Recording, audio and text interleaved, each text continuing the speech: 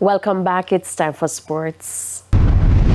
The start of play on the third and final day of the Issa All-Ireland Spalding Cup final between hosts St. Elizabeth Technical and defending champions Excelsior High has been delayed due to a wet outfield, with both ends of the bowlers' run-up deemed unfit for play due to wet conditions. Play will now start after lunch at the Stead Sports Complex in Santa Cruz. Excelsior are set to resume on 16 without loss in their second innings, still trailing by 185 runs. David Sewer, 8, and Giovanni Gray, 4, will return to the crease for Excelsior. So scores in the match so far: Excelsior 127 and 16 without loss, Stats 328. T20 League executives in the Caribbean and North America are calling for Indian players to participate in T20 domestic competitions outside of the Indian Premier League. Antigua Falcons CEO and former Jamaica Tallawah's CEO, Jeff Miller, says he's enthused by the prospect. Oh man, that would be massive. That would be the home run or the home derby to have India players playing in the CPL. Last year, the viewership for CPL was 1.3 billion people.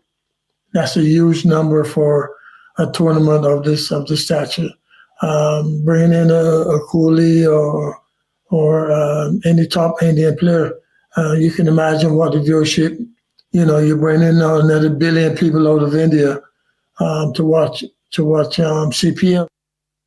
Reigning world's 200-meter champion Sharika Jackson headlines 6 Jamaicans down to compete at the first Diamond League meet of the season in Xiamen, China on Saturday. Jackson is set to line up in the women's 200 meters alongside the likes of Americans Jenna Prandini and Tunisia Terry, as well as Switzerland's Munjinga Kambunji. Jackson will be running her first 200 meters since June 2024. Former national 100-meter champion Rohan Watson, Tokyo Olympic 110-meter hurdles champion Hansel Parchment, reigning women's 100-meter hurdles world champion Danielle Williams, as well as Olympic and World Championship silver medalist Wayne Pinnock and 2019 world champion Tajay Gale are the other Jamaicans slated to compete.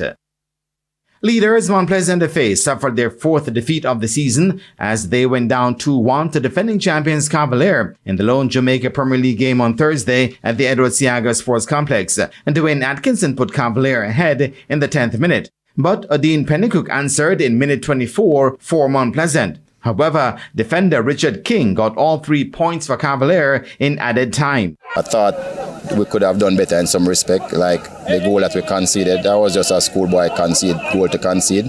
So those are the things that we're looking at and working out those kinks as we go on, to the playoffs. I'm very pleased with the team performance this afternoon. Probably not the result, but I think what we set out to achieve this afternoon, the rotation of the players, the rotation of the squad, I'm pleased with what I've seen this afternoon.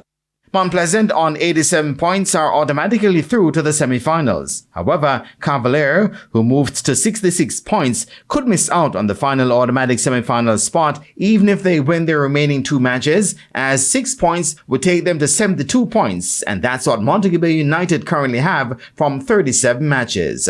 And that is it for your midday sports roundup, and I am Jermaine Brown.